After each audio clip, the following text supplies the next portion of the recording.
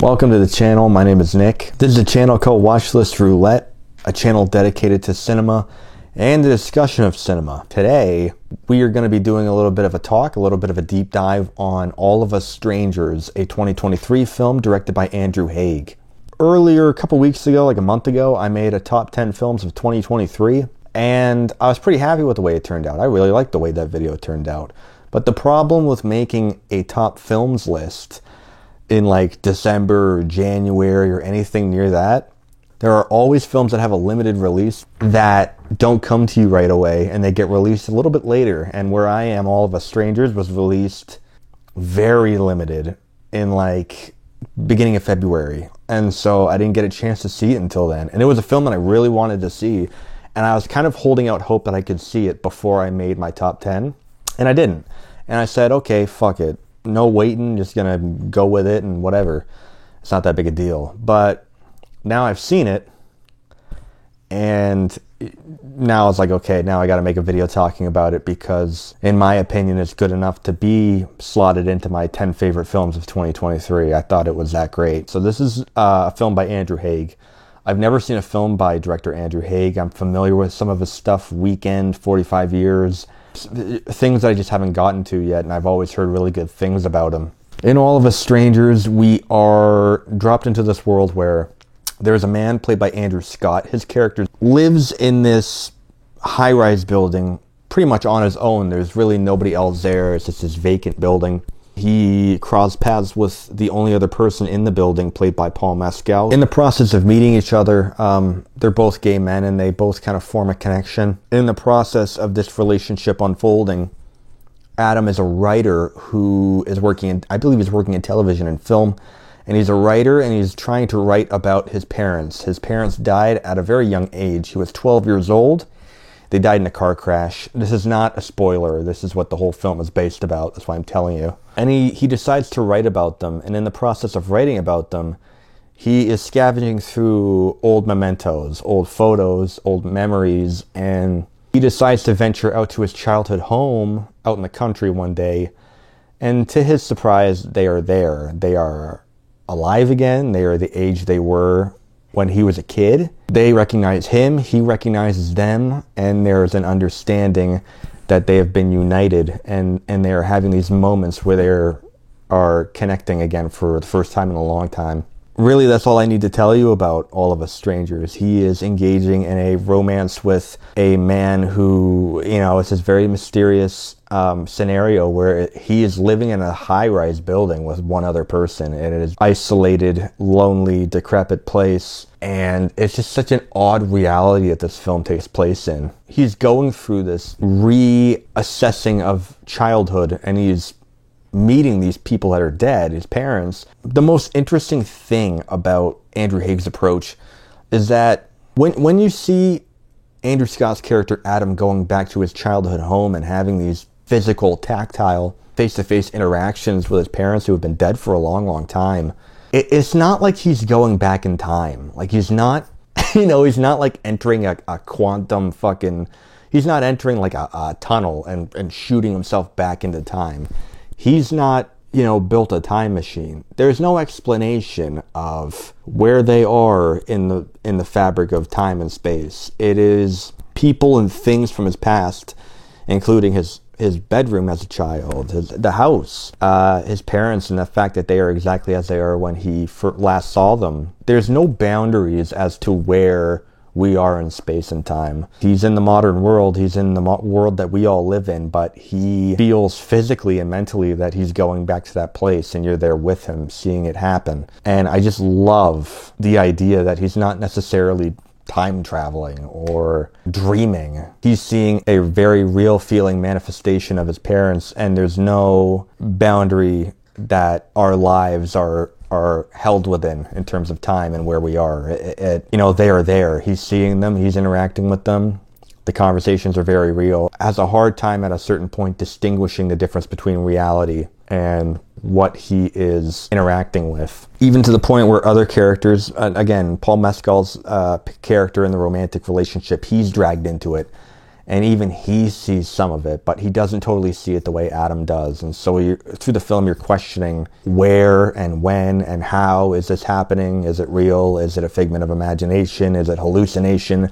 Is it a dream? There is a sequence. There are so many amazing sequences in this film that I really, really love. But one of my favorites, there's one in a nightclub that's, oh man, the nightclub sequence in this film is, I fucking love it. I love it. There's a sequence in a diner that's incredibly important. I would not talk about that at all here because I'm not going to ruin anything. So many different scenes I could pinpoint that are really, really great aspects of the film. But there's one interaction that I really love, and it's so subtle, but it's Andrew Scott's character Adam returning to his hometown for the first time in a long time, remembers it nostalgically. He goes down to a corner shop, it's at night, and he runs into a man, and this man walks out with a bag and with some things that he's purchased, and he pulls out a pack of cigarettes, and he rips off the plastic, opens up the pack of cigarettes, and just offers him one. And Adam makes eye contact with this character, and he knows it's his father. He sees it. It looks just like him. It is him. And the crazy thing is that his parents would only remember what he looked like as a kid. But even his dad recognizes him as an adult and kind of goes, oh, I know who you are. Like, you're supposed to be here. Like that connection happens. And it's like, wherever this character is in space and time, it's like he's been waiting for his son to come back and reintroduce himself. But I don't know why. Something about that very simple nighttime sequence of them outside the store, and he offers him a cigarette. And they don't say to each other like, oh, I know who you are. You're my son.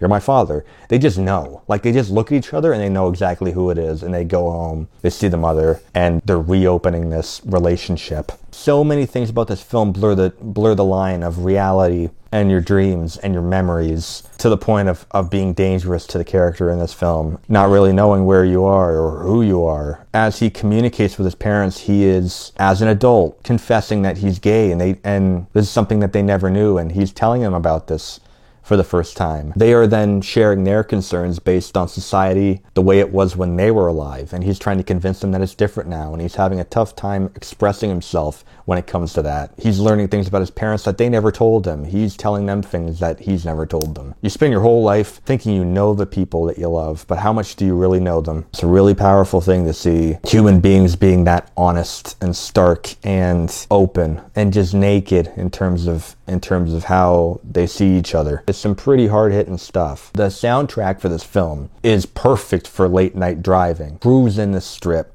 and just driving down the road to The Power of Love, to Pet Shop Boys, and all these UK pop hits. Almost like a very 80s feel, but it's modern. So that's a really, really interesting touch. This is one of the best films I've seen capture the true feeling of loneliness and isolation in a long time. Again, Adam's character and his isolation in the apartment building that is a ghost town. His connection with Paul Mescal, two people in a very empty, lonely place. It just hit the nail on the head of how do you show somebody who is truly alone, and the mental gymnastics they go through to make themselves feel better and loved and in company, in good company. Andrew Scott's performance in this film, holy shit, amazing performance. You know, the Oscar nominations had come out before I saw All of Us Strangers, and now that I've seen it, he should be in that 5. He should be in that 5 as one of my favorite performances of the year. Emotionally taxing, downright it'll destroy you. It's just such a gut-wrenching performance. But I'll tell you one thing, I'm not going to say who, but there's at least 1 or 2 people in that Best Actor category at the Oscars that should be coming out, and he should be going in.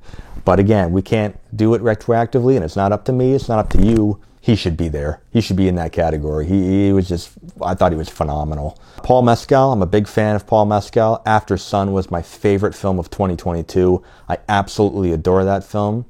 I absolutely adore his performance in that film. Here it's no different. There's just this thing about Paul Mescal that I've come to expect, where he just is a really, really great actor with this amazing ability to represent just a regular everyman type guy who is just so normal and ordinary, but there's something charming and very like deep down broken, sad underneath the facade he presents. He's very good at playing a sad character who maybe doesn't look sad on the surface, but really is. I don't know. Whenever he's in a film now, just strap in. You're not going to have a good time. Like, he's like going to be the new poster boy of just films that are just going to fucking emotionally destroy you. And this film is no different. Claire Foy, who plays the mother, Jamie Bell, who I thought was terrific. They both, like, that's a hard dynamic to build because they are actors who, you know, they're somewhat in the same age range of Andrew Scott, but they have to create the dynamic that they're his parents and that they're older, and they have to approach the relationship that way. And I don't think it's as easy as it maybe looks to create that. I just thought they were both fucking great. So again, to piggyback on what I said about Andrew Scott, not only should he have received an Oscar nomination for Best Actor, this film should have been in the play for many more awards. I think you could have jumped into a conversation around screenplay, a conversation around Best Picture. I totally think so.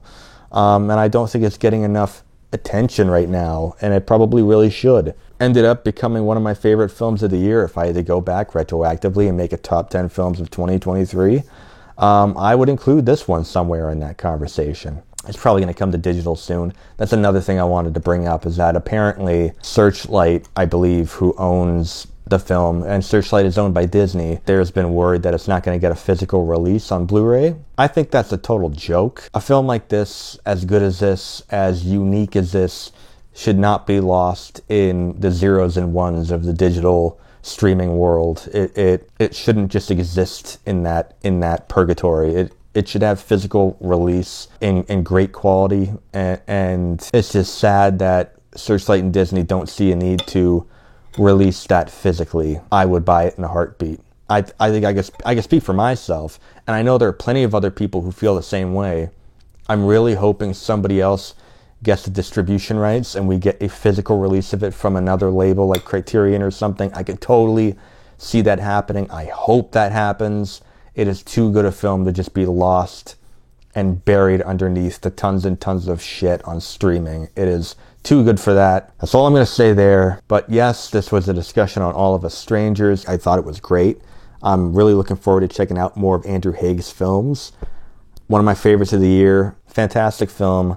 If it's near you, check it out. So that's it. If you want to see more videos like this, you can subscribe, like, do what you want, I guess. I don't know. But I talk about films. I have many different series of projects I'm doing on this channel, but if you are passionate about cinema like I am, then you have found the right place to hang out and talk about it. That's it. I will see you in the next one. Have a good one.